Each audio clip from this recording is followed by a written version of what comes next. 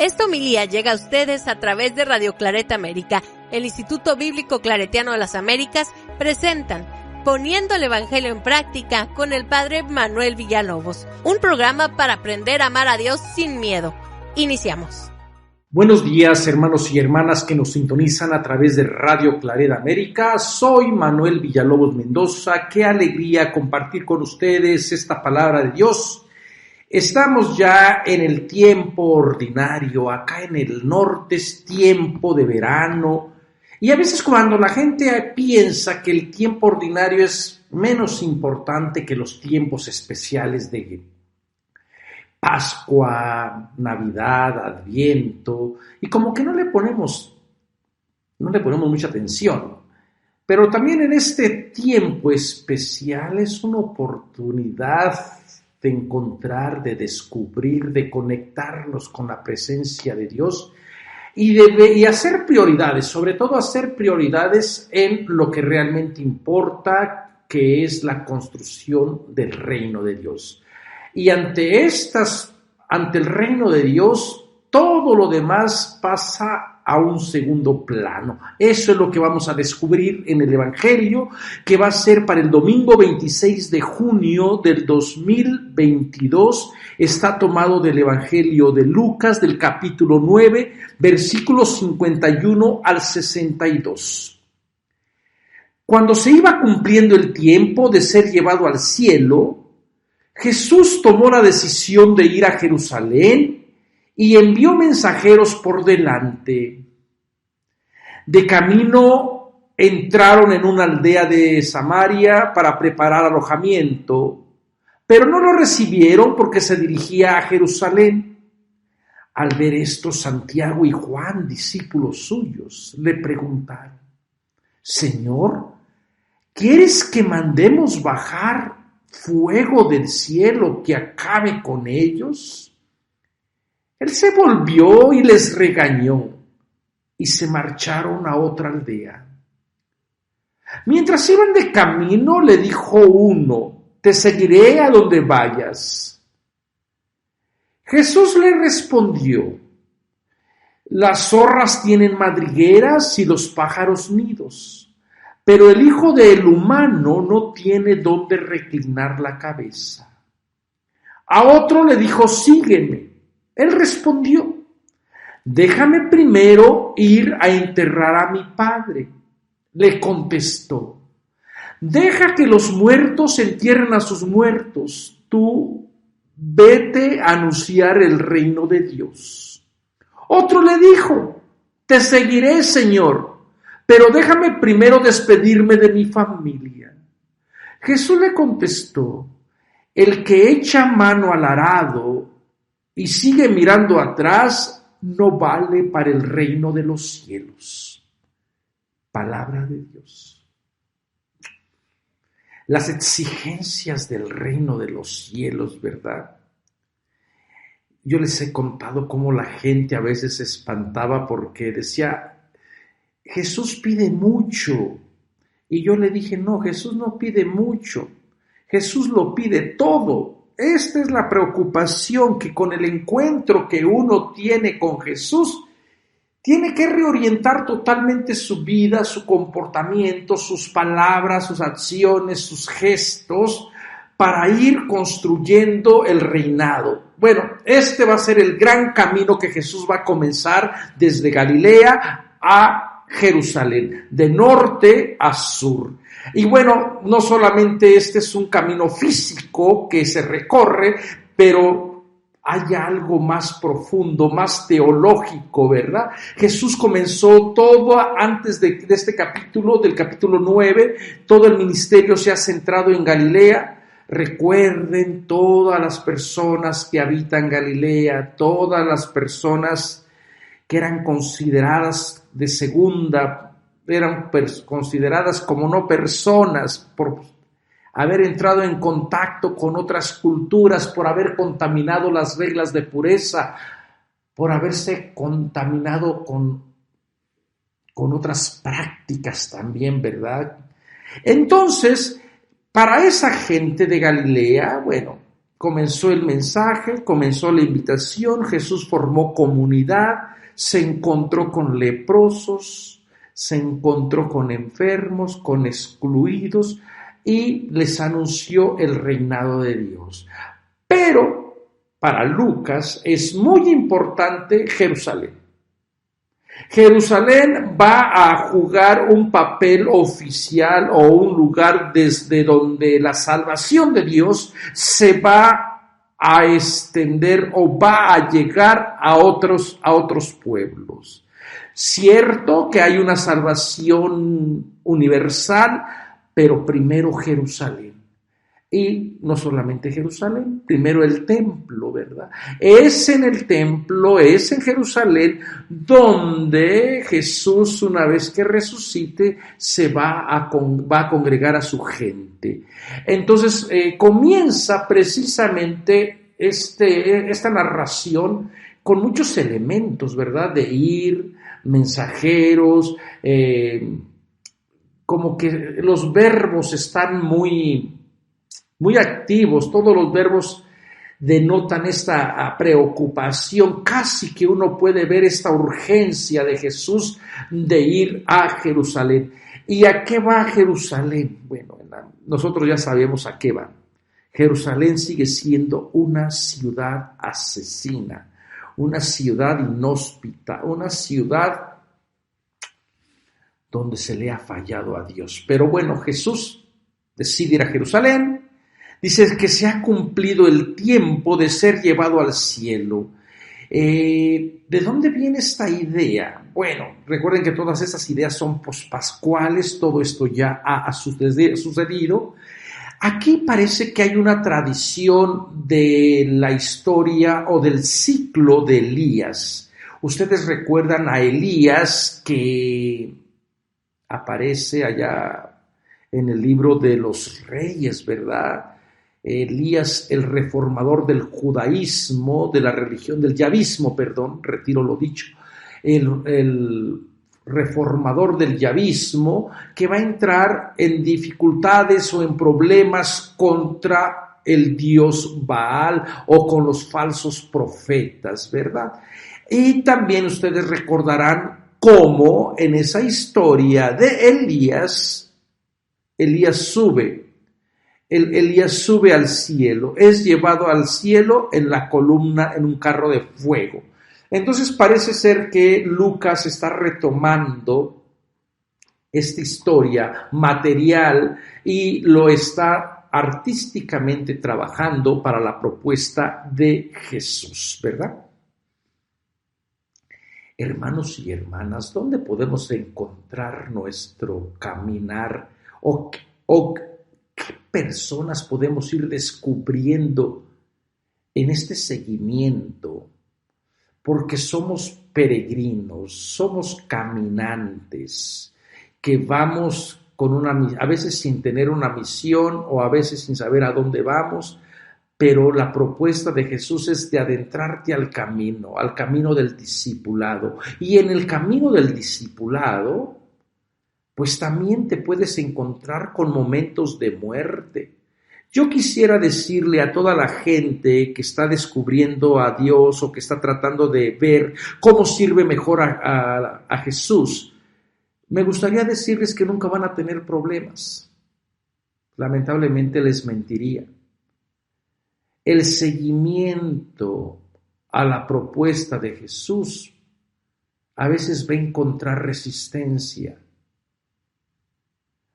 Y lo triste es que a veces esta resistencia se da dentro de nuestra misma iglesia o dentro de la gente que supuestamente nos debería de apoyar, ¿verdad? Pero bueno, y aquí podríamos aprender, tenemos la misma actitud de Jesús. Jesús sabe a qué va Jerusalén.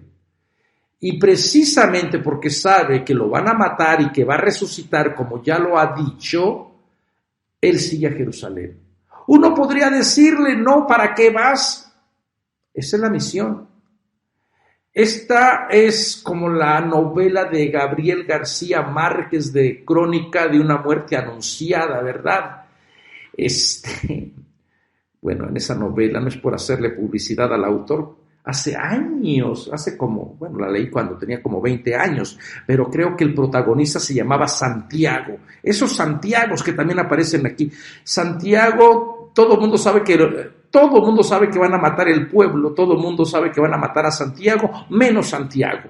Bueno, en la novela, claro, de Gabriel García Márquez, seguramente que habrá alguna persona colombiana que esté más enterada o que tenga más conocimiento de literatura que yo, pero creo que ese era como el drama. Bueno, Jesús, nosotros como lectores sabemos qué le va a pasar a Jesús en Jerusalén, Jesús sabe qué le va a pasar en Jerusalén, y los discípulos parece ser que son los únicos que, bueno, no queremos que te pase esto. Todavía no nos acostumbramos a tener la idea de un Jesús, de un Mesías derrotado, de un Mesías fracasado. Esto no es de Dios. Tiene que venir un Mesías triunfalista, un Mesías que de verdad haga que caiga fuego sobre esta gente pecadora, sobre esta gente inhóspita, sobre esta gente violenta, ¿verdad? Entonces van a Jerusalén, toman la decisión de ir a Jerusalén. Recuerden, Jerusalén para Lucas es importante, como ya les dije, y envía mensajeros por delante. Esta idea de ir enviando mensajeros probablemente también es tomado de la idea del ciclo de Elías. Recuerden ustedes, cuando Elías se va, también va preparando a quién le va, a dónde le va, o cómo se va a transmitir el espíritu de Elías, la visión de Elías, la misión de Elías. Y bueno, sabemos que va a caer sobre Eliseo, el discípulo de Elías.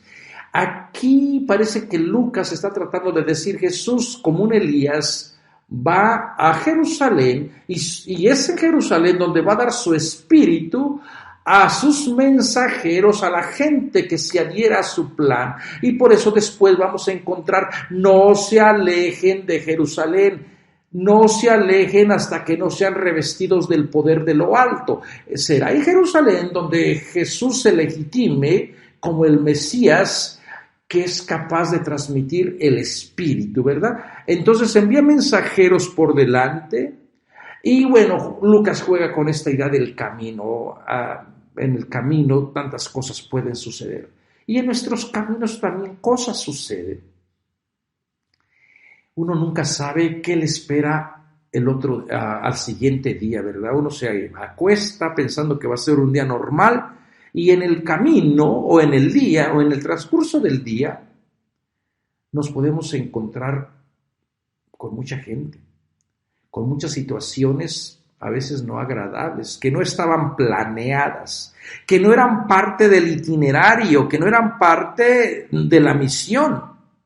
Jesús los envía a preparar camino, a preparar misión, no a encontrar dificultades. Se entraron a la aldea de Samaria para preparar alojamiento. Bueno, parece también que Lucas juega con esta idea, o sabe de la enemistad que existe o existía entre los judíos y los samaritanos. Estas enemistades tienen orígenes bastante antiguos, y bueno, parece que tener buenos amigos a veces no es tan fácil, ni más cuando vienen de la misma rama del tronco común, ¿verdad? Entonces parece ser que Lucas sabe que en el camino se puede encontrar el mensaje de Jesús, los mensajeros de Jesús pueden encontrar dificultades.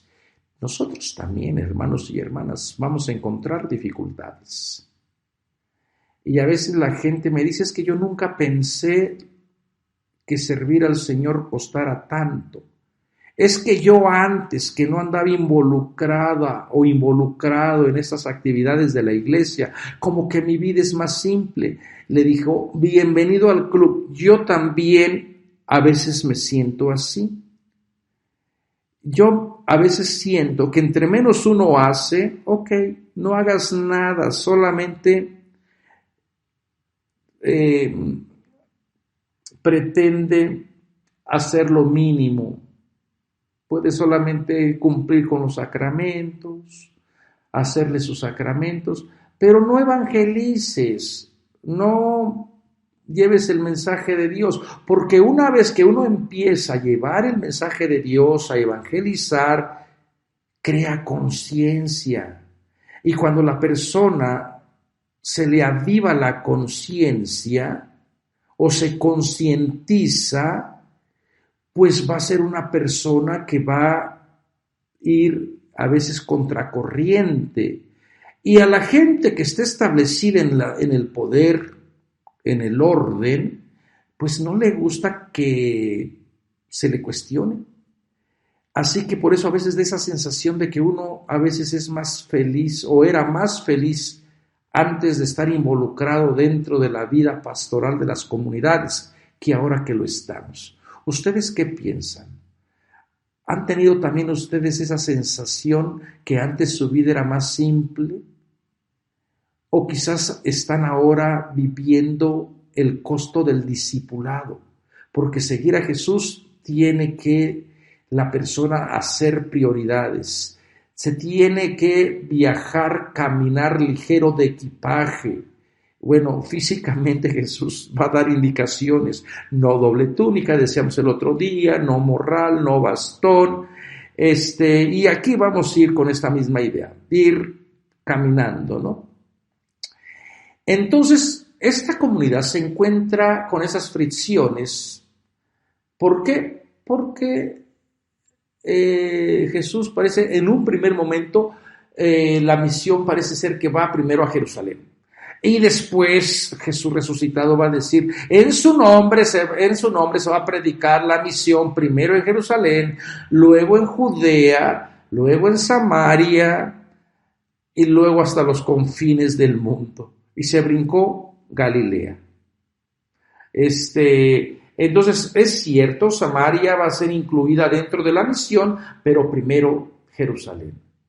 Deja que primero los hijos coman de la mesa y después si caen migajas, que los perritos coman de esas migajas, de las sobras. Entonces esto es la mentalidad que tiene Lucas y Santiago y Juan, ¿verdad? Entonces van y se dan cuenta que los samaritanos, y qué bien por los samaritanos, porque también ellos son hijos de Dios y tienen que reclamar su primer lugar, ¿verdad? Y a veces uno está acostumbrado a decir, ay, pero qué malo de los samaritanos, pero también no creen que los judíos eran tan buenos con ellos. No. Es de acuerdo donde pongamos los énfasis, ¿verdad? Y bueno, geográficamente ese era el camino habitual de llegar a Jerusalén, saliendo desde la región de Galilea, pasar por Samaria. Pero también había otro camino que mucha gente, para no encontrarse estos conflictos, sacaba la vuelta, que era por la parte de la Decápolis, ¿verdad? Entonces eran más días de peregrinar, pero por lo menos no entraban en contacto con los aborrecidos samaritanos. Y va a haber muchos episodios, espérense a la genialidad de Lucas, ¿verdad?, donde nos va a enseñar quién se hizo prójimo de la persona que cayó en desgracia.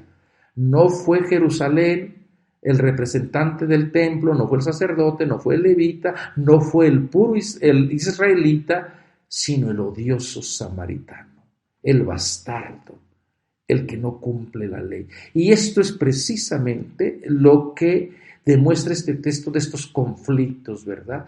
Que hay un grupo que está reclamando también sus derechos de sentarse a la mesa. Hermanos y hermanas, si alguna vez te han hecho sentir como si fueras un samaritano, un agente de segunda, un bastardo, como si no contaras, como si estuvieras por allí,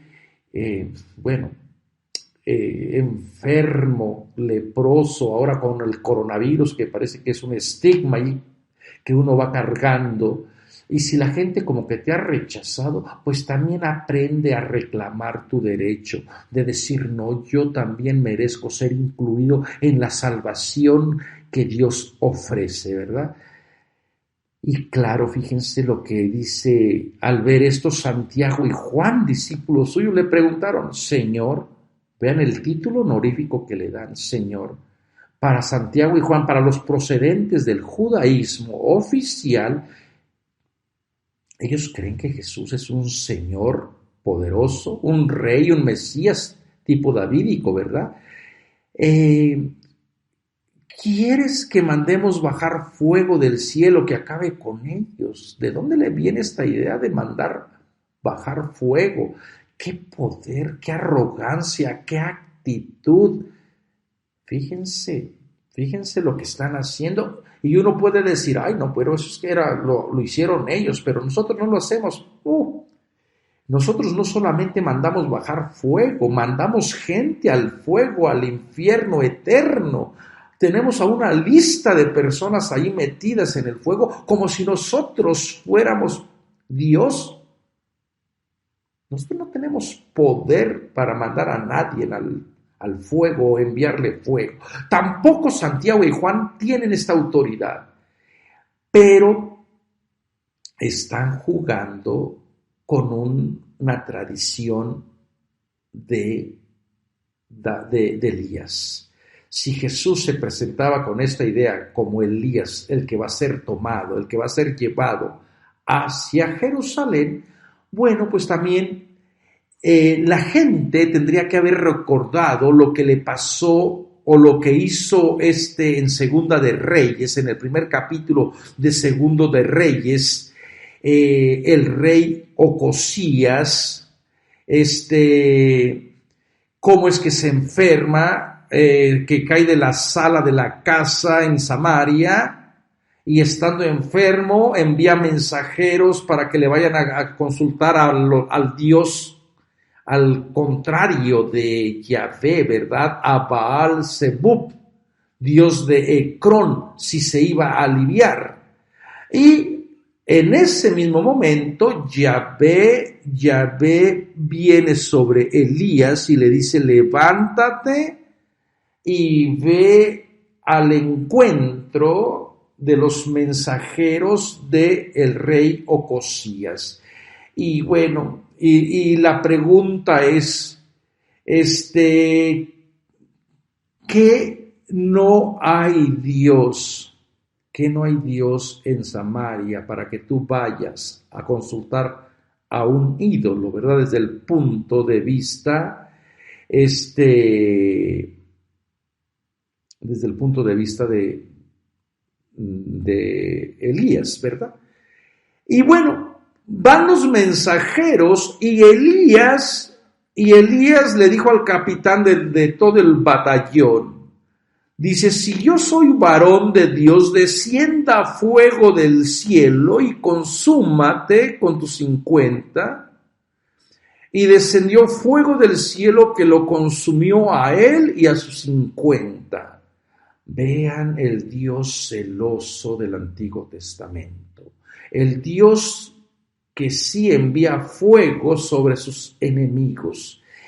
Pero en cambio, en la propuesta de Jesús, esa idea de Dios ya ha sido modificada. Y estas dos personas de Santiago y Juan, que todavía están atadas a sus escrituras, donde sí hay fuego divino para la gente inhóspita, para la gente que rechaza a Dios, al mensajero de Dios, pues van a tener que aprender otra manera de actuar de Dios. Y es interesante que ya ha pasado la transfiguración. Y en la transfiguración, una vez que Jesús es legitimado como el Hijo amado al que hay que escuchar, no a Elías, no a Moisés, sino a Jesús, Jesús dice, el Hijo del Hombre va a Jerusalén, va a ser entregado y va a ser rechazado por los sumos sacerdotes, y justamente con el grupo que estaba solamente en la transfiguración era Pedro, Santiago y Juan. Así que Santiago y Juan saben o sabían de antemano que el mensaje de Jesús iba a encontrar oposición. Entonces no tendrían que haber actuado de esa manera, pero todavía se están moviendo con las categorías del pasado. Hermanos y hermanas, todavía a veces nos cuesta trabajo salir de nuestra zona de confort. Qué difícil es de verdad de dejar a un lado la idea que yo tenía de Dios, la idea que yo tenía de mi relación con Dios, de cómo en mi vida todo tenía sentido. Y cuando invitamos o dejamos que el Espíritu nos mueva, como que a la gente le cuesta trabajo entender que este Dios nos puede sorprender y puede ir cambiando. Y el Dios celoso, el Dios que manda fuego, ahora se detiene para decir, el mensaje va a encontrar oposición.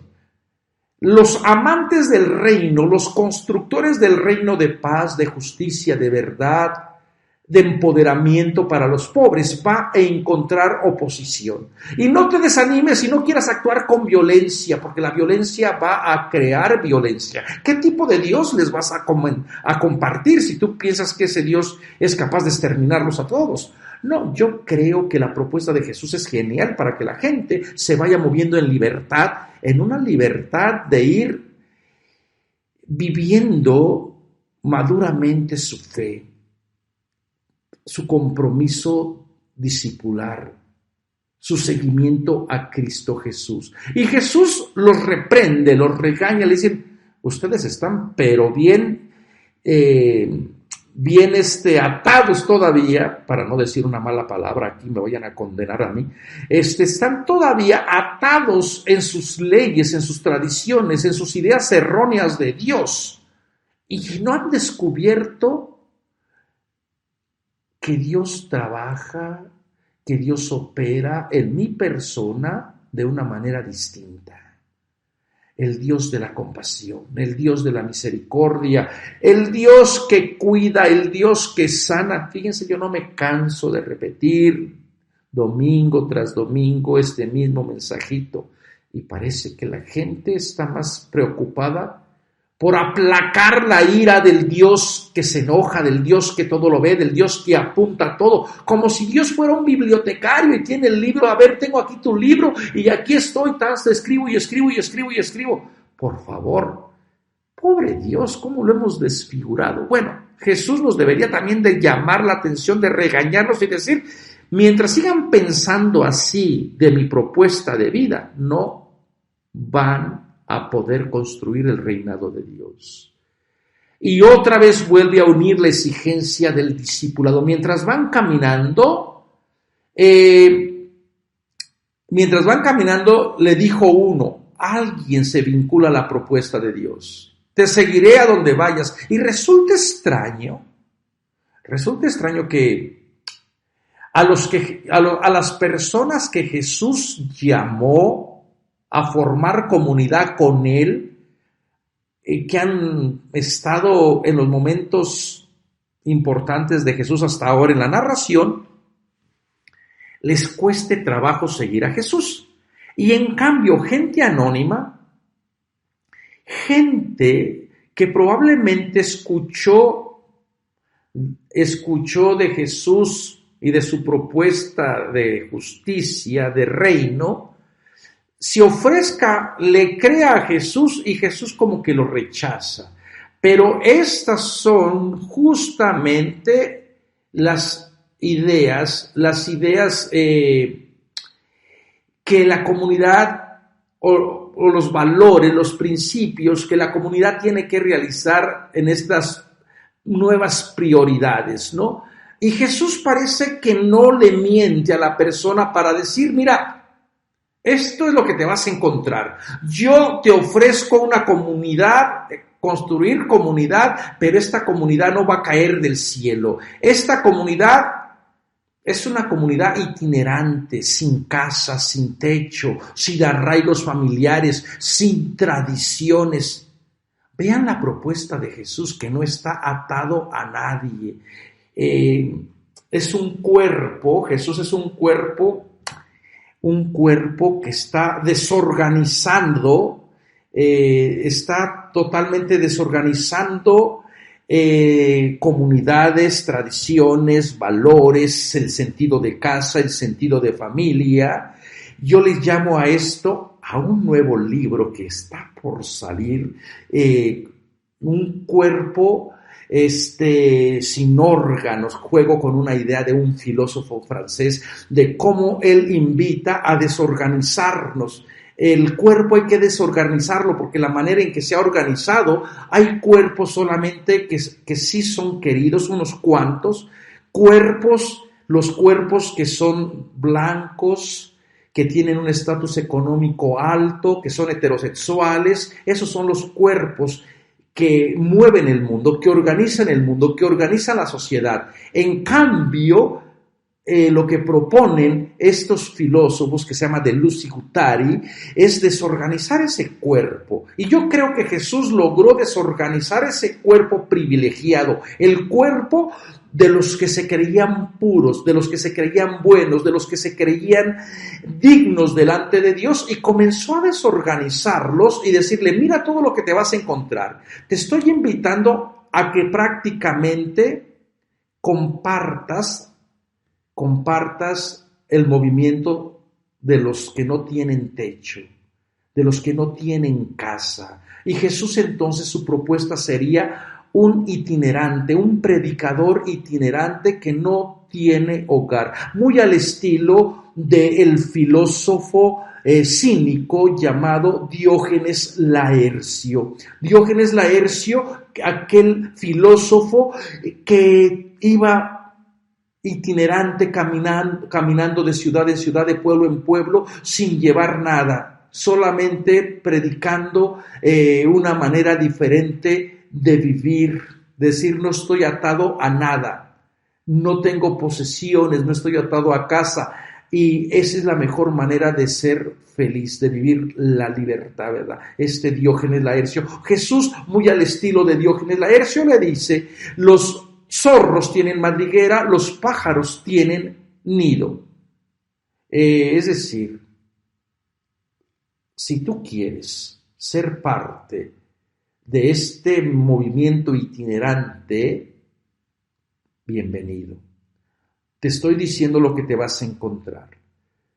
Y nos quedamos con la sospecha si esta persona anónima, después de haber escuchado que este dicho de que los zorros tienen madriguera, los pájaros nido, esa es una manera muy bonita de hablar, pero el Hijo del Humano no tiene dónde reclinar la cabeza. Bueno, una exageración, ¿verdad?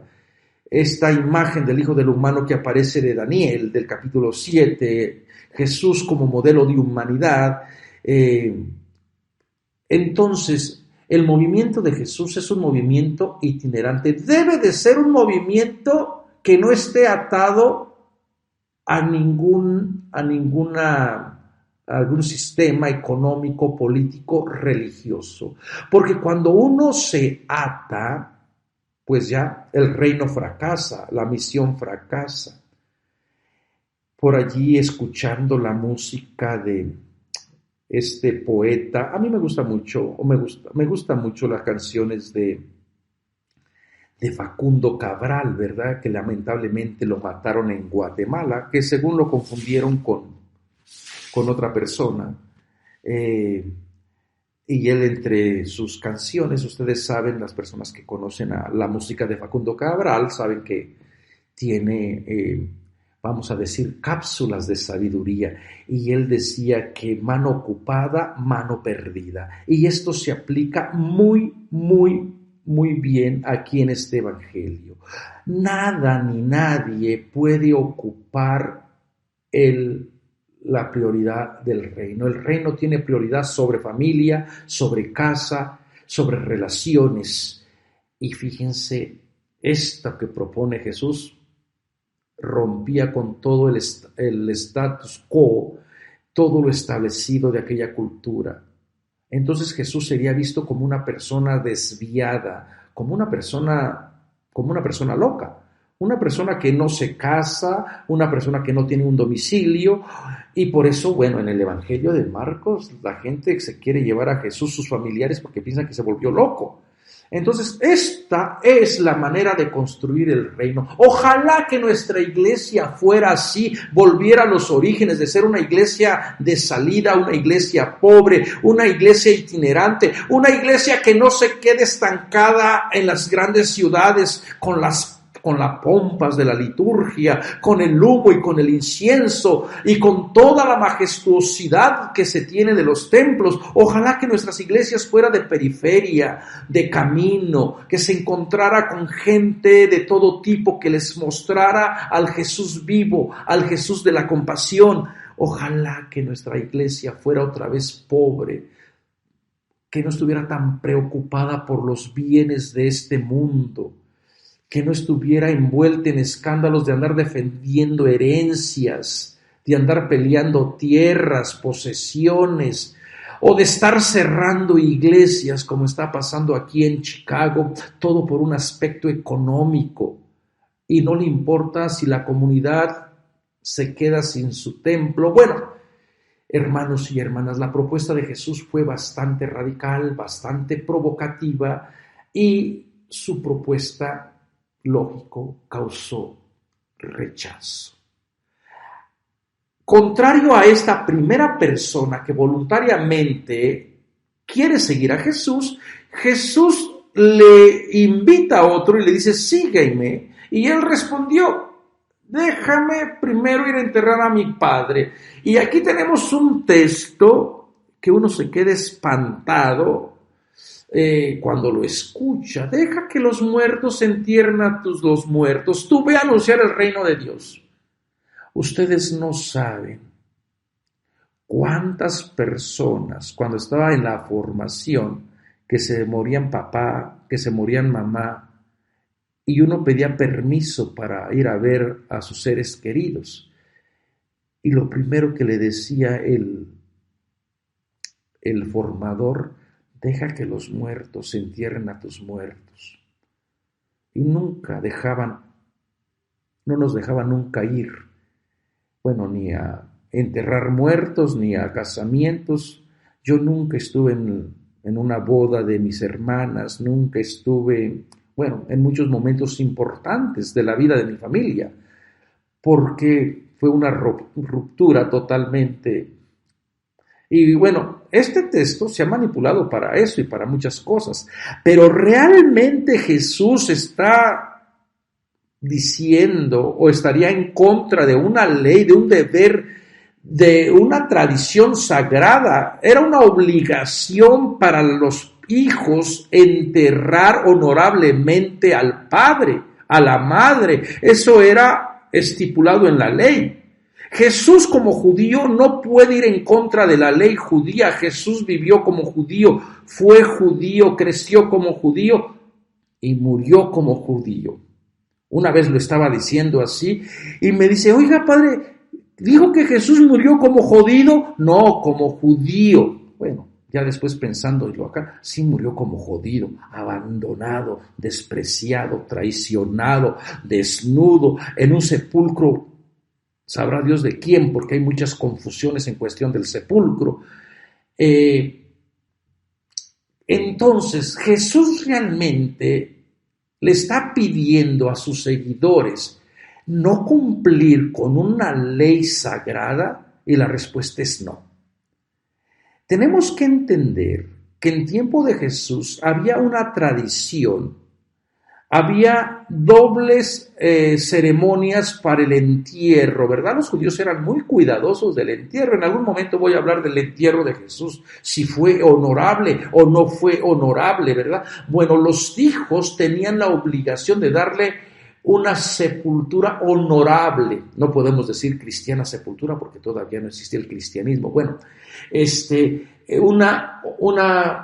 un entierro honorable, bañaban el cuerpo, le cortaban el pelo, le cortaban las uñas, lo perfumaban, le ponían una túnica. ¿Por qué siempre había esta necesidad de darle todo lo mejor a la persona cuando ya se muera? Yo por eso a mí no me gustan los velorios aquí en Estados Unidos, porque los maquillan, le ponen el traje que nunca se puso en vida. No, hermanos y hermanas, en vida ustedes gócense. Cómprense un trajecito si pueden, dense un gustito por allí en vida, Porque a veces ya cuando uno está allí, o cuando uno está muriendo en el hospital, resulta extraño que está todo entubado y entonces la gente quiere que te comas el caldito de pollo, que te llevas lo mejor. ¿Y por qué no se lo dieron cuando estaba bien? Así que ya lo saben, si me quieren dar algo así bien rico, hoy en vida, dice la gente. Bueno, entonces, la respuesta es que en el siglo I había dos tipos de funerales. Uno, el que marcaba la ley, el primer entierro. El primer entierro que consistía, el primer funeral, la primera ceremonia que consistía en esto que les estaba describiendo, de lavar el cuerpo, cortarle el pelo, cortarle las uñas, perfumarlo, ponerlo en el sepulcro, sellar el sepulcro con la piedra, ¿verdad? Y luego se inventaron otro segundo funeral, por así decirlo, otro segundo ritual relacionado al funeral, que al año la gente volvía otra vez a reunirse, la gente, el hijo mayor, otra vez volvía a convocar a los dolientes, se abría la tumba, se recolectaban todos los huesos que quedaban, estos huesos se ponían en un osario, en una cajita especial, y allí se conservaban. Y esto ya era una tradición, y lo que Jesús probablemente esté diciendo, o el dicho, si es que es de Jesús histórico, sería: cumple con el primer entierro, como manda la ley, pero no te esperes otro año para volver a hacer otro ritual, porque eso ya es una tradición inventada por humanos. Jesús no está en contra de la ley, Jesús está en contra de las tradiciones o de las interpretaciones que la gente le fue dando a la ley de Moisés. Así que, hermanos y hermanas, cuida de tu hermano, cuida de tu hermana, cuida de tu papá, cuida de tu mamá, dale lo mejor que tiene. Y no esperes hasta que se muera para hacerle un mausoleo, llevarle las flores. Demuéstraselo en vida. Ustedes no saben qué tristeza da de escuchar historias donde los papás, las mamás están totalmente abandonadas y los hijos solamente fueron a robarle sus pertenencias con engaños. Yo la verdad que me quedo espantado cuando escucho esto. Y yo siempre me pregunto, ¿cómo es que una madre pudo cuidar a 10, a 7, a veces hasta 20 personas, y 20 personas no pueden cuidar a una? ¿En dónde está nuestro deber, nuestra moral, nuestra ética? En la propuesta de Jesús, cumples el reino cuidando a tu madre, cuidando a tu padre, asistiéndole, viendo en esa persona el rostro de Cristo. Bueno, ya esta es una idea que del segundo entierro para este dicho tan difícil. Al otro le dijo, te seguiré, Señor, pero déjame primero despedirme de mi familia. Jesús le contestó: el que echa mano atrás, el que pone la mano al arado y sigue mirando atrás, no vale para el reino de Dios. Y es que con la propuesta del reino no puedes estar tamboleando, no puedes estar aquí temblando. Tienes que hacer una decisión radical. Tienes que cerrar el círculo anterior de tus movimientos, de tus creencias, de tus valores, de lo que te motivaba a encontrar a Dios. Y con el encuentro de Jesús tienes que seguir adelante. No tienes que estar recordando lo que dejaste. Tienes que ir adelante porque el reino tiene que anunciarse, tiene que ir incorporando más gente y el reino no puede esperar. Así que, hermanos y hermanas, ¿en qué momento tú estás o te encuentras en esta propuesta del reino? ¿Qué tipo de persona eres? Serás de la persona que le quieres vincularte con Jesús y decir, Señor, yo quiero seguirte donde quiera que tú vayas. Y una vez que ves las exigencias, lo que se requiere, digas, no, Señor, creo que abrí la boca demasiado.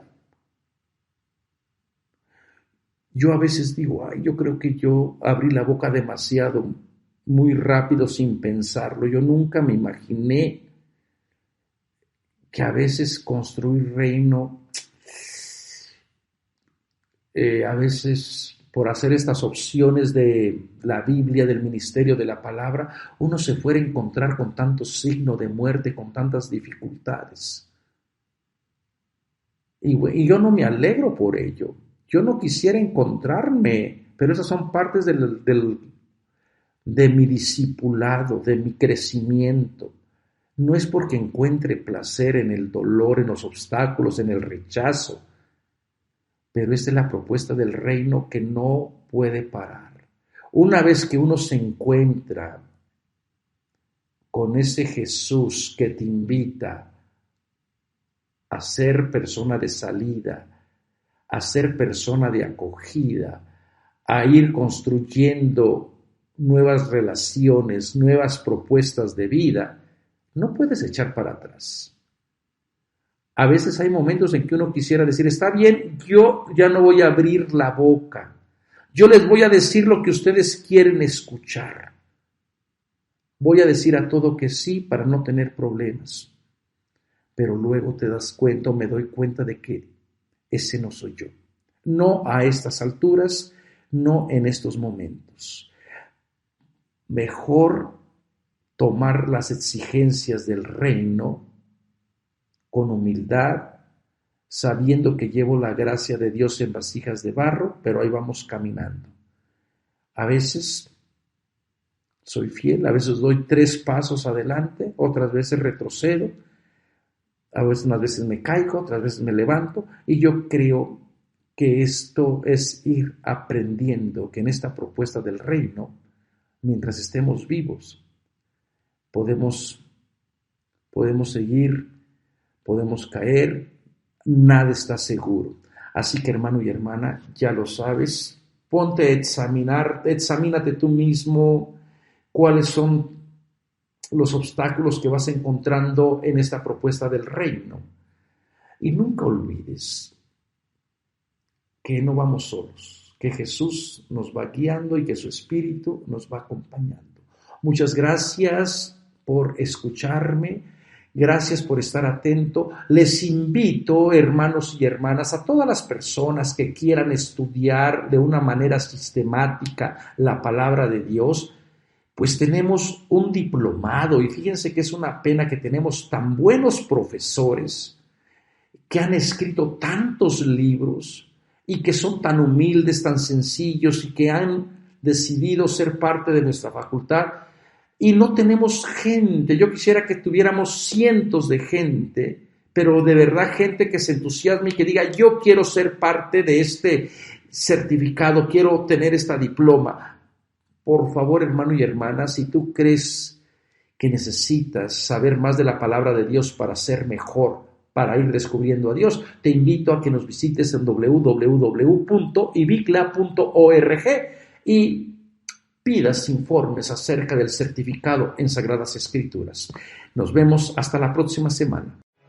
Los invitamos a escuchar más programas de crecimiento espiritual y emocional en radioclaretaamerica.com y a seguir en YouTube a la Escuela Bíblica Claretiana de las Américas. Visite ibicla.org.